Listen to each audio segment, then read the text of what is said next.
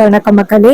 நம்ம கார்த்திக் கதையில டிசம்பர் 24 என்ன நடக்க போகுது அப்படிங்கறத பத்தி தாங்க இந்த வீடியோல இப்ப நம்ம பார்க்க போறோம். இந்த வீடியோவுக்கு மறக்காம லைக் பண்ணிக்கோங்க. நீங்க லைக் பண்றதுதான் எங்களுக்கு அடுத்த வீடியோ போடுறதுக்கு ரொம்பவே இன்ட்ரெஸ்டிங்கா இருக்கும். ஸோ மறக்காம லைக் பண்ணிட்டு இந்த வீடியோவை பாருங்க. என்ன நடக்குது அப்படின்னு பாத்துக்கிட்டீங்கன்னா, நம்ம ஹீரோயினுக்கு வந்துட்டு அவங்க ஹஸ்பண்ட் அப்படி சொன்னதோட ரொம்பவே அதிர்ச்சி ஆகுது. இருந்தாலும் தன்னோட புருஷன் ஒரு விஷயத்த யோசிச்சு செய்யும் பொழுது அதுக்கு பின்னாடி ரொம்ப பெரிய காரணம் இருக்கும் அப்படின்னு நம்ம ஹீரோயினுக்கு நம்பிக்கை. நம்ம ஹீரோ ஹீரோயினுக்கு போன் பண்றாங்க. அப்போ நம்ம ஹீரோயின் போன் அட்டன் பண்ணி சொல்லுங்க அப்படின்னு சொல்ல ஹீரோ சொல்றாரு, வக்கீல் நோட்டீஸ் வந்துச்சா? ஹீரோயின் சொல்றாங்க, ஆமாங்க, வக்கீல் நோட்டீஸ் வந்துச்சு. அப்ப அவரு சொல்றாரு, இங்க பாரு, என் மேல ஏதாவது கோவமா? ஹீரோயின் சொல்றாங்க, என்னங்க இப்படி கேக்குறீங்க? நீங்க ஒரு விஷயத்த முடிவு பண்ணீங்கன்னா அதுக்கு பின்னாடி கண்டிப்பா காரணம் இருக்கும் அப்படின்னு எனக்கு புரியுதுங்க. நீங்க பாருங்க, நான் கோவப்பட்டேன்னு நீங்க தப்பா நினைச்சுக்காதீங்க. ஆனா நீங்க அந்த நோட்டீஸ அனுப்புனீங்க அப்படின்னு தெரிஞ்சதோட அம்மாவுக்கு ரொம்பவே அதிர்ச்சி ஆகிடுச்சு. நீங்க கண்டிப்பா இந்த நோட்டீஸ்ல கையெழுத்து போட மாட்டீங்க அப்படின்னு அவங்க நினைச்சாங்க. ஆனா நீங்க நோட்டீஸ அனுப்புனதோட அம்மாவுக்கு ரொம்ப ஷாக் ஆயிட்டு சித்தியே பயங்கரமா குழம்பிட்டாங்க. அப்ப சித்தி அம்மா கிட்ட என்ன சொன்னாங்க தெரியுமா? இதுக்கு பின்னாடி அந்த டிரைவர் பைய ஏதோ பயங்கரமான பிளான் பண்றான், நீ நம்பாதக்கா அப்படின்னு எங்க சித்தி அம்மா கிட்ட சொன்னாங்க. அம்மா என்ன சொன்னாங்கன்னா, எப்படியோ அவன் விவாகரத்து கொடுத்துட்டான்னு, சீக்கிரம் 2 பேருக்கும் கோர்ட்டுல எந்தவித சம்பந்தமும் இல்லைன்னு சொல்லிடலாம்ல அப்படின்ட்டு அவங்க சொன்னாங்க. இத கேட்டதும் எனக்கு ரொம்பவே அதிர்ச்சி ஆகிட்டு. அப்ப ஹீரோ சொல்றாரு, இங்க பாரு, அதான் நான் இருக்கேன்னு, நாளைக்கு கண்டிப்பா விவாகரத்து ஒர்க் ஆகாது, நீ கவலைப்படாத. ஹீரோயின் சொல்றாங்க, சரிங்க, எனக்கு உங்க மேல முழு நம்பிக்கை இருக்கு, நீங்க இந்த சுச்சுவேஷன்ல இருந்து என்ன காப்பாத்துவீங்க அப்படின்னு. அப்ப ஹீரோ சொல்றாரு, கண்டிப்பா ரேவதி அப்படின்னு. அதுக்கப்புறம் ஹீரோயின் போனை கட் பண்றாங்க. அப்போ ராஜா மயிலு 2 பேரும் இந்த இடத்துக்கு வராங்க.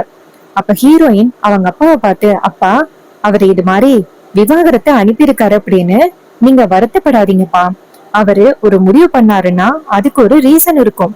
மயிலு சொல்றாரு, இங்க பாரு ரேவதி, எனக்கு என்னமோ பயமா இருக்கு. அத்தை எப்போ விவாகரத்து கிடைக்கும் அப்படின்னு எதிர்பார்த்துக்கிட்டு இருந்தாங்க. அதே மாதிரி மாப்பிள்ளையும் விவாகரத்தை அனுப்பிட்டாரு.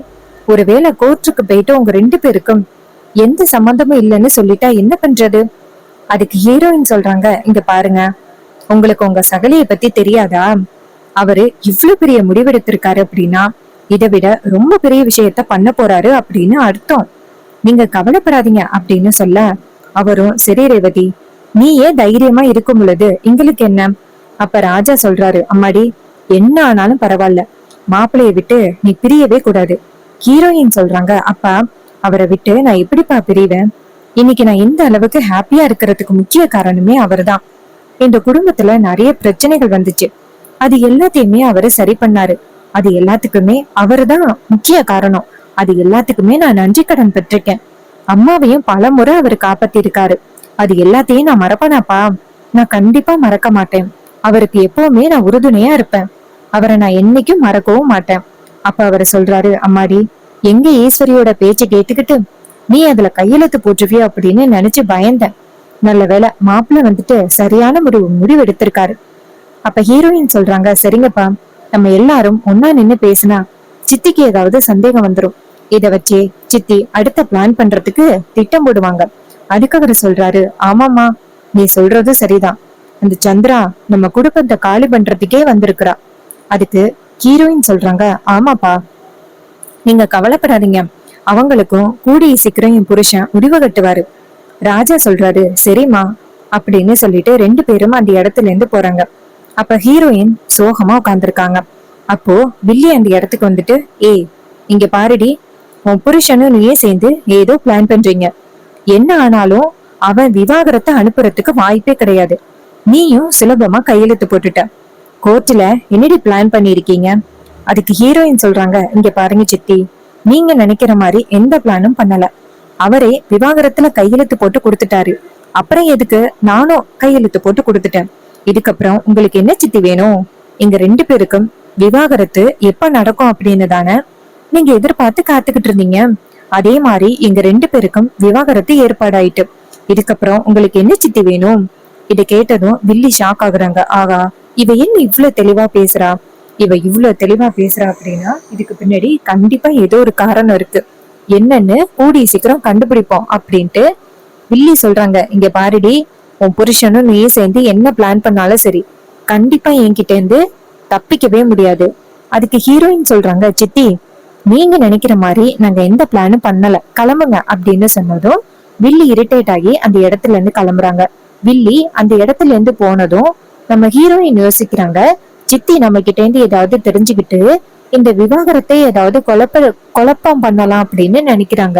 இருக்கட்டும் பாத்துக்கிறேன் அப்படின்னு. அதுக்கப்புறம் ஈஸ்வரி வந்துட்டு நேரா அவங்க அம்மாவோட போட்டோ கிட்ட போயிட்டு, என் பொண்ணுக்கு ரொம்ப தப்பான முடிவு எடுக்கிறேன் அப்படின்னு எனக்கு நல்லாவே தெரியுது. ஆனா அவளுக்கு ஒரு நல்ல வாழ்க்கையை ஏற்படுத்தி கொடுக்க வேண்டியது என்னோட பொறுப்பு. அதுக்கப்புறம் சாமி கும்பிட்டுட்டு மறுநாள் காலை எல்லாரும் கிளம்புறாங்க. இந்த விஷயம் நம்ம பாட்டிக்கு தெரிய வருது. பாட்டி ஹீரோவை பார்த்து, ஐயா பேராண்டி, என்னையா இப்படி ஒரு முடிவெடுத்திருக்க? ஐயா, ரேவதி மனசு உடைஞ்சு போயிட மாட்டாளா?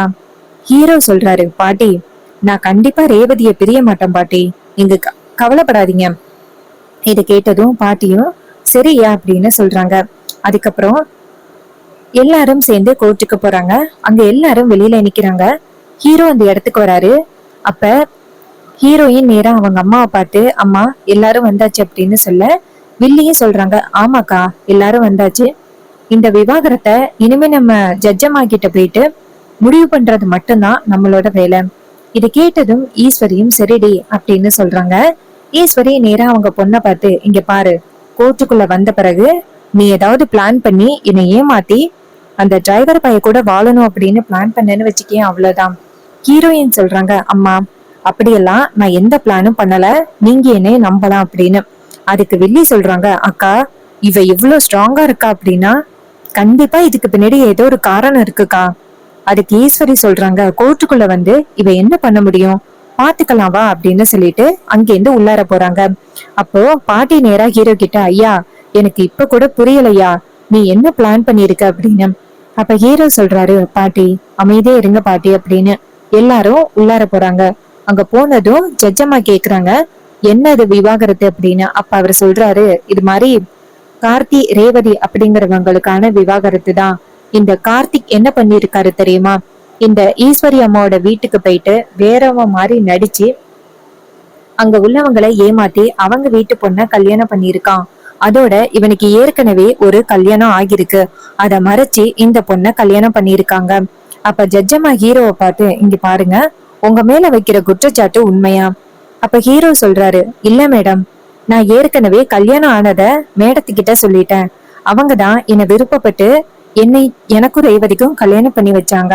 இதுக்கான சாட்சி அங்க மண்டபத்துக்கு வந்திருக்கவங்க தான். அத்தனை பேருக்கு முன்னாடி அத்தை வந்துட்டு என்னைய கேட்டாங்க, என் பொண்ண கல்யாணம் பண்ணிக்கோ அப்படின்னு. அந்த சூழ்நிலையில அத்தியோட மானத்தை காப்பாத்தணும் அப்படிங்கறதுக்காக நான் ரேவதியை கல்யாணம் பண்ணிக்கிறதுக்கு ஒத்துக்கிட்டேன். அதுக்கு முன்னாடியே ரேவதி கிட்டையும் எனக்கு ஏற்கனவே கல்யாணமான விஷயத்தையும் சொல்லிட்டேன், என் அத்தை கிட்டையும் சொல்லிட்டேன், அவங்க எல்லாருக்குமே தெரியும். அப்போ லாயர் சொல்றாரு, இங்க பாருங்க மேடம், இவன் சொல்றது எல்லாமே அப்பட்டமான பொய். அப்ப ஹீரோ சொல்றாரு, இங்க பாருங்க மேடம், கல்யாணத்துல நிறைய பேர் கலந்துருந்தாங்க, அதுல சாட்சிகளை நான் கூட்டிட்டு வந்திருக்கேன் அப்படின்னு சொல்லிட்டு சாட்சிகளை கொண்டாந்து நிக்க வைக்கிறாங்க. அவங்க சொல்றாங்க, ஆமா மேடம், இந்த அம்மா தான் அன்னைக்கு அவங்களோட மாப்பிள்ள காணாம போயிட்டான், ஓடி போயிட்டான் அப்படிங்கறதுக்காகவும் ரேவதிக்கு கல்யாணம் பண்ணியே ஆகணும் அப்படிங்கறதுக்காகவும் அவங்க வீட்டு மாப்பிள்ளைய வந்து, அதாவது அவங்க வீட்டு டிரைவரான இந்த கார்த்தியை வந்து கல்யாணம் பண்ணிக்க சொன்னாங்க. நாங்க எல்லாரும் அதுக்கு சாட்சி. நிச்சயதார்த்தத்திலையும் இந்த பையனை தான் அந்த பொண்ணுக்கு நிச்சயதார்த்தம் பண்ணி வைக்கணும்னு நினைச்சாங்க. இதை கேட்டதும் அந்த ஜட்ஜம்மா கேக்குறாங்க, என்னையா அவங்க ஒண்ணு சொல்றாங்க நீ ஒண்ணு சொல்ற? அப்ப அவங்க சொல்றாங்க, அம்மா இதெல்லாம் பொய் சாட்சி. அப்ப ஹீரோ சொல்றாரு, இதுக்கான வீடியோ ஆதாரம் கூட இருக்கு அப்படின்னு வீடியோ ஆதாரத்தை காமிக்கிறாங்க. கல்யாணம் நடக்கையில ஈஸ்வரி நம்ம ஹீரோ கிட்ட கெஞ்சினது எல்லாமே வீடியோவா இருக்கு. இத பார்த்ததும் ஜட்ஜம்மா கேக்குறாங்க, என்னம்மா இது, சம்பந்தமே இல்ல அப்படின்னு சொன்ன, நீ தான் போயிட்டு கேட்டிருக்க. ஈஸ்வரி சொல்றாங்க, இங்க பாருங்க, அன்னைக்கு இருந்த சூழ்நிலை நான் அப்படி சொல்லிட்டேன். ஜட்ஜம்மா சொல்றாங்க, இங்க பாருமா, இப்ப எதுக்காக விவாகரத்து கேட்டு வந்து நிக்கிற உன் பொண்ணுக்கு? அதுக்கு அவங்க சொல்றாங்க, இங்க பாருங்க, இந்த பையன் கூட என் பொண்ணுக்கு வாழ்றதுக்கு விருப்பமே கிடையாது. அவனும் விவாகரத்துல கையெழுத்து போட்டுட்டான், என் பொண்ணும் கையெழுத்து போட்டுட்டான். இப்பவே நீங்க விவாகரத்துக்கான முடிவு கட்டுங்க அப்படின்னு. இதை கேட்டதும் நம்ம ஹீரோயின் சொல்றாங்க, ஒரு நிமிஷம் மேடம் அப்படின்னு. இதை கேட்டதும் ஈஸ்வரி ஷாக் ஆகுறாங்க. இப்ப எதுக்கு இவ பேசுறா? ரேவதி நீ அமைதியாயிரு. அப்போ ஹீரோ சொல்றாரு, இங்க பாருங்க மேடம், என் ஒய்ஃபுக்கு என் கூட சேர்ந்து வாழணும் அப்படிங்கறதுதான் ஆசை. ஆனா அத்தை எங்க ரெண்டு பேரையும் ஒன்னா சேர்ந்து வாழ விட மாட்டேங்கிறாங்க. அவங்க எங்க ரெண்டு பேரையும் பிரிக்க முயற்சி பண்றாங்க. நீங்க வேணும்னா ரேவதி கிட்ட கேட்டு பாருங்க, அவளுக்கு என் கூட வாழணும் அப்படிங்கறதுதான் ஆசை. இதை கேட்டதும் ஜட்ஜம்மா நேரா ஹீரோயினை பார்த்து, இங்க பாருமா, நீ சொல்லுமா, இவ்வளவு பேரும் சொல்றத நான் கேட்கல, உன் முடிவை சொல்லு, உன்னை மிரட்டி தான் கையெழுத்து போட வச்சாங்களா? அப்ப ஹீரோயின் அவங்க அம்மாவை பார்த்து, அம்மா என்னை மன்னிச்சிருங்கம்மா அப்படின்னு சொல்ல ரொம்பவே ஷாக் ஆகுறாங்க ஈஸ்வரி. ஆகா, இவ என்ன பேச போறான்னு தெரியலையே அப்படின்னு. அப்போ ஹீரோயின் நேரா ஜட்ஜம்மாவை பார்த்து, இங்க பாருங்கம்மா, ஊர் பஞ்சாயத்தை வச்சு எனக்கும் என் புருஷனுக்கும் எந்த சம்மதமும் இல்லை அப்படின்னு சொல்லிட்டு அம்மா அத்தனை பேருக்கு முன்னாடி சொன்னாங்க. அதோட என்னை இனிமே அவர் கூட பேசவே கூடாது அப்படின்னு சொன்னாங்க. ஆனா என்னால அவரை பிரிஞ்சு இருக்கவே முடியாது. அவரு எனக்கு ரொம்பவே முக்கியம். எங்க அம்மா தான் எங்க ரெண்டு பேருக்கும் விவாகரத்துக்கு ஏற்பாடு பண்ணாங்க. எங்க அம்மா மிரட்டிதான் என்ன கையெழுத்து போட சொன்னாங்க. மத்தபடி எனக்கு அவர் கூட சேர்ந்து வாழணும் அப்படிங்கறதான் விருப்பம்.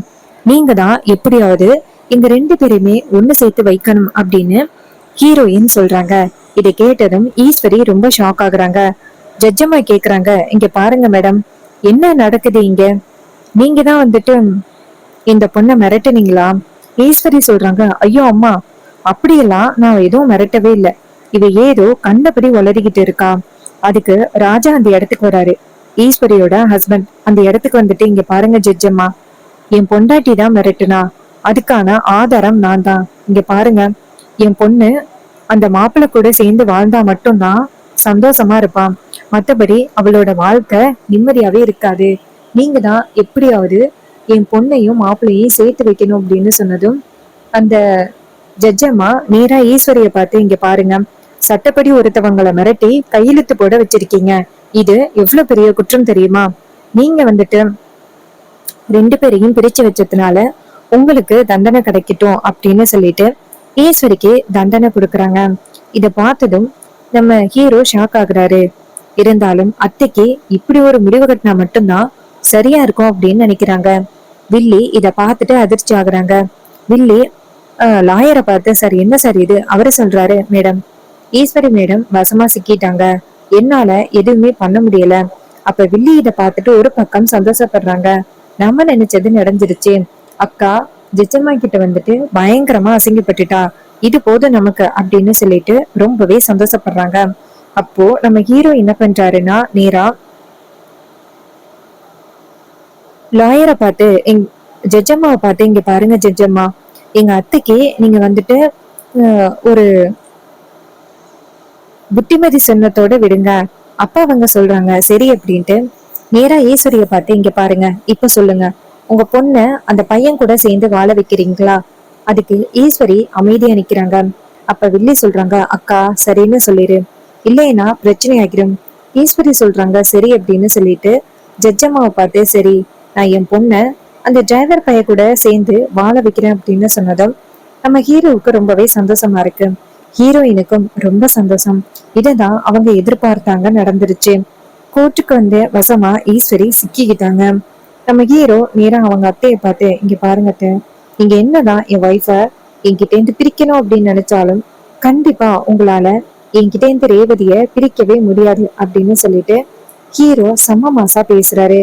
நம்ம ஹீரோ பேசுறத பார்த்துட்டு வில்லிக்கு செமையான அதிர்ச்சி ஆகுது. இவன் ரொம்ப பேசுறானே அப்படின்னு ரொம்ப அதிர்ச்சி ஆகுறாங்க. சோ இந்த கதை உங்களுக்கு பிடிச்சிருந்துச்சுன்னா இந்த வீடியோவுக்கு மறக்காம லைக் பண்ணிக்கோங்க. நீங்க லைக் பண்றதுதான் எங்களுக்கு அடுத்து வீடியோ போடுறதுக்கு ரொம்பவே இன்ட்ரெஸ்டிங்கா இருக்கும்.